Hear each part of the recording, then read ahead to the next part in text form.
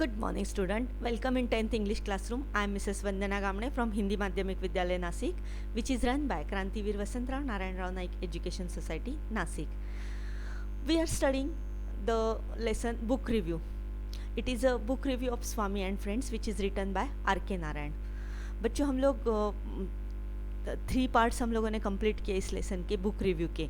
Swami and friends नाम की जो R.K. नारायण द्वारा लिखी हुई है बहुत ही फेमस लिटरेरी वर्क वाली जो किताब है, इसका बुक रिव्यू किया गया है। तो फर्स्ट पार्ट में हम लोगों ने देखा कि what is this book about, ये किताब किस बारे में है। तो स्वामी नाम के 10 इयर्स ओल्ड लड़के के बारे में ये किताब है। तो उसके दिमाग कैसा काम करता है वो दिया है फर्स्ट पार्ट में। फिर थर्ड पार्ट में हम लोगों ने क्या देखा कि सिग्निफिकेंस ऑफ द बुक, इस बुक का सिग्निफिकेंस क्या है, क्या महत्व है कि ये लिटरेरी वैल्यू है इसको, ये सिर्फ इंटरेस्टिंग बुक नहीं है रीड करने के लिए। लेकिन इतना होते हुए भी ये बुक कुछ एशियन पार्ट्स में, एशियन विभाग में, हमारे जो एशिया खंड जो है उसमें ये बुक किसके लिए है, टेक्स्ट बुक के रूप में है। फिर भी इसकी लैंग्वेज बहुत ही सिंपल है, तो ऐसा लगता ही नहीं कि ये बुक R.K. नारायण द्वारा लिखी गई है।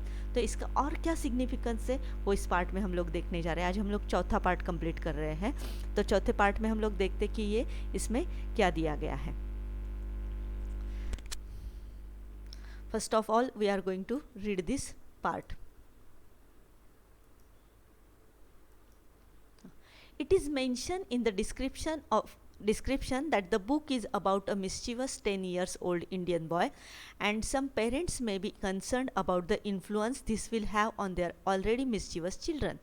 But the book is as such that it encompasses the mischief of the kids in a view of the kid which is harmless and pure in his perspective. Also, amidst all the mischief and naughtiness, we actually find that Swami is a loving and a tender kid who is actually very sensitive. It is also a known fact that mischievous kids are the most sensitive and loving people of all, and R.K. Narayan does a great job conveying that to all of us. अब देखो इस part में हम लोग देखते हैं, it is mention, significance देख रहे हैं ना हम लोग, वैशिष्ट्य क्या है इस किताब की। It is mention in the description that the book is about a mischievous 10-year-old Indian boy and some parents may be concern about the influence this will have on their already mischievous children. First 4 lines में क्या दिया है, इन the description, mention करना मतलब क्या, उल्लेख करना, description मतलब वर्णन करना। इस किताब की जो फर्स्ट डिस्क्रिप्शन है उस डिस्क्रिप्शन में क्या कहा गया है कि that this book is about a mischievous 10 years old Indian boy. Mischievous मतलब नॉटी, बहुत ही नटखट, एक 10 साल के नटखट बच्चे के बारे में ये क्या है, ये किताब है। सो सम पेरेंट्स में कंसर्न अबाउट द इन्फ्लुएंस। कुछ पेरेंट्स होते हैं ना, पेरेंट्स मतलब आप माता पिता, दे आर वेरी कंसर्न मतलब चिंतित हो जाते about the influence this will have on their already mischievous children. अगर ये किताब उनके मिस्चीवस चिल्ड्रन ने पढ़ी, मिस्चीवस मतलब वो भी नटखट है ना, उनके भी बच्चे, तो उन्होंने पढ़ी तो उसका क्या इन्फ्लुएंस होगा, इन्फ्लुएंस का मतलब क्या है, प्रभाव उनके बच्चों पे क्या होगा, इसके बारे में पेरेंट्स कंसर्न हो सकते, कंसर्न मतलब चिंतित हो सकते। ऐसा कहाँ लिखा गया है, it is written in the first part of the book के फर्स्ट पार्ट में ही कहा गया है। क्या देखा इस 4 लाइन में, आया समझ में, that in the first part of the book it is written that this story is about the mischievous 10 years old Indian boy. So some parents may वो concern हो सकते that their children are already mischievous children, or if they will read this book what influence they will have on them, उन पर क्या influence होगा, इसलिए वो चिंतित हो सकते। influence मतलब प्रभाव हो सकता है, क्योंकि ऑलरेडी स्वामी बहुत ही नटखट हैं, तो उनके बच्चे भी नटखट हैं, तो उन पर क्या असर होगा, इसलिए वो चिंतित हो सकते। But the book is as such that it encompasses the mischief of the kids in a view of the kid which is harmless and pure in his perspective. देखो कितना सुंदर लिखा हुआ है। But the book is as such, book ऐसा है that it encompasses the mischief of the kids. encompass करना मतलब क्या होता है कि moving around मतलब आजू बाजू घूमना, किसके आजू बाजू घूम रहा है ये, it compasses का मतलब आया समझ में, moving around आजू बाजू घूमना।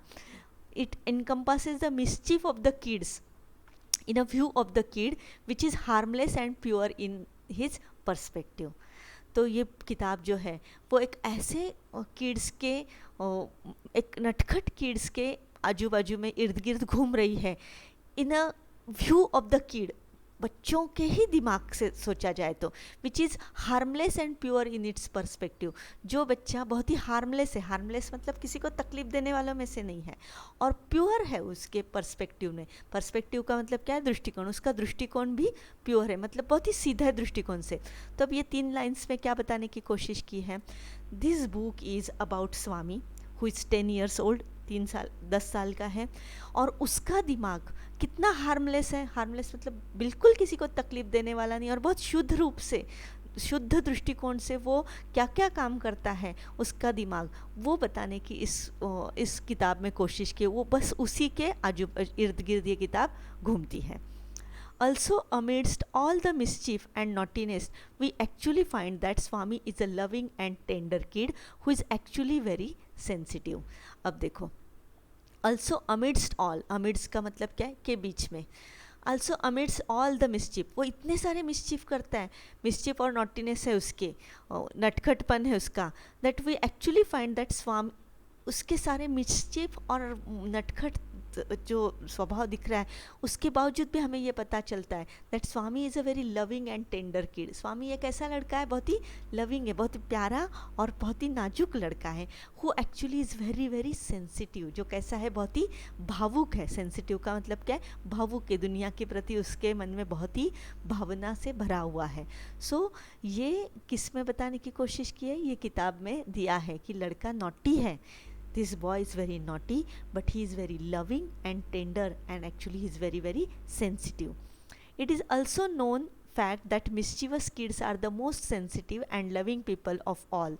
और ये fact आजकल नहीं, साइकाइट्रिस्ट ने मतलब मनोवैज्ञानिकों ने बताया है कि जो मिस्चीवस किड्स होते हैं ना, दे आर मोस्ट सेंसिटिव, वो बहुत ज़्यादा भावुक होते हैं, और लविंग पीपल ऑफ ऑल, और सबसे ज़्यादा प्यारे लोग होते हैं। ये ज़िंदगी में आगे चलकर वो बहुत ही अच्छे इंसान बनते हैं, ये डिक्लेयर हुआ है।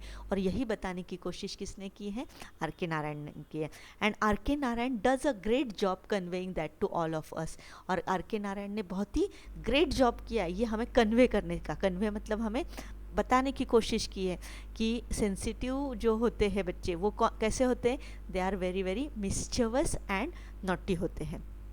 तो बच्चों इस पार्ट में हम लोगों ने क्या देखा? ध्यान दीजिए, इन the first part of this book the writer has described that this is the story of the 10 years mischievous Indian boy. So the parents may concern about the influence on their children because their children are also very mischievous.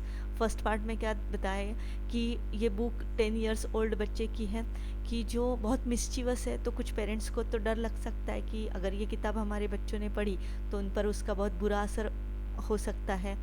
लेकिन writer हमें बताने की कोशिश कर रहा है कि this book encompasses, ये बुक कहाँ मूव अराउंड हो रही है? अबाउट द मिस्चीवस किड, ये मिस्चीवस किड्स के बारे में आजू बाजू में घूम रही है। हाउ देयर माइंड वर्क, उनका काम कैसे करता है। हाउ दे आर हार्मलेस, वो कैसे हार्मलेस है। How they are pure in their perspective, वो उनके दृष्टिकोण में कितने शुद्ध होते हैं। ये सब स्वामी के रूप से राइटर ने बताने की कोशिश की है। And amidst all this mischief and naughtiness, ये नॉटीनेस और मिस्चिफ के बीच में भी स्वामी नाम का जो लड़का है, हाउ इज़ ही, वो कैसा है? बहुत ही लविंग एंड टेंडर है, बहुत ही, और actually he is very sensitive, और बहुत ही सेंसिटिव है। और ऐसा माना जाता है कि जो सेंसिटिव होते हैं ना किड्स, साइकाट्रिस्ट ने ये प्रूव किया है कि जो सेंसिटिव किड्स होते हैं actually they are very loving people all the time. वो बहुत ही लविंग होते, बहुत ही प्यारे होते हैं और बहुत ही अच्छे लोग होते हैं वो। और ये मैसेज कन्वे करने का काम किसने किया है? आर के नारायण ने किया है।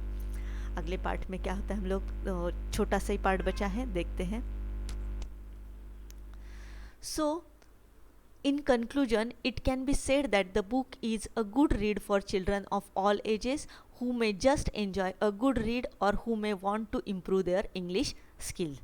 So conclusion मतलब सारांश। इसका सारांश क्या है कि it can be said that this book can be a good read book for the children of all ages of children can read this book. ये किताब सब उम्र के बच्चे पढ़ सकते हैं.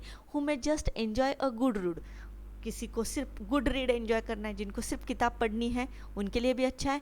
और who may want to improve their English skill, और जिनको अपना इंग्लिश स्किल इम्प्रूव करना है, जिनको अपनी इंग्लिश अच्छी करनी है, इम्प्रूव करना मतलब विकसित करना है, उनके लिए भी किताब अच्छी है. तो क्या देखा बच्चों हम लोगों ने इस पार्ट में? In a concluding part, the writer wants to say that this is a good read book for the children of all ages. It is also good for those people who can read, who wants to read a good book, and it is also good for those students who wants to improve their English skills. ये क्या है? Conclusion है. तो significance क्या है इस part में हम लोगों ने अच्छी तरीके से देखा कि इसका सिग्निफिकेंस क्या है कि दिस बुक जो है ये बुक लिटरेरी वर्क का बहुत ही बड़ा लिटरेरी वर्क है. इसकी लैंग्वेज बहुत ही सिंपल है. इसकी शुरू में ही राइटर ने क्या बताने की कोशिश की है कि this book is about the naughty child of the 10 years old. 10 years old के नॉटी चाइल्ड के बारे में ये बुक है. सो पेरेंट्स जो है सारे वो बहुत ये हो सकते, कंसर्न हो सकते, चिंतित हो सकते about their children, how the book will influence their children, उनके बच्चों पर इसका क्या प्रभाव होगा. लेकिन राइटर ये बताने में बहुत ही सक्सेसफुल हुआ है that this book is about a sensitive boy called Swami नाम के एक सेंसिटिव बॉय का है. हाउ हिज माइंड वर्क्स, उसका माइंड कैसे वर्क करता है, हाउ प्योरली ही उसका पर्सपेक्टिव कितना प्योर है, कितना शुद्ध विचार करता है, और उस प्रकार से वो कैसा नटखट है ये बताने की इस किताब में कोशिश की है. और ये किताब कौन पढ़ सकता है? ऑल काइंड ऑफ चिल्ड्रन पढ़ सकते हैं. जिनको सिर्फ पढ़ना है वो भी पढ़ो, और जिनको इंग्लिश पढ़ना है, बढ़ाना है, अपना इंग्लिश अच्छा करना है, वो भी ये पढ़ सकते हैं. तो सिग्निफिकेंस क्या है इस किताब का अभी हम लोगों ने देखा. कल हम लोग फिर से लास्ट पार्ट के साथ मिलेंगे कि जो हमारे ऑथर के बारे में, ऑथर मतलब लेखक के बारे में. तो तब तक के लिए धन्यवाद.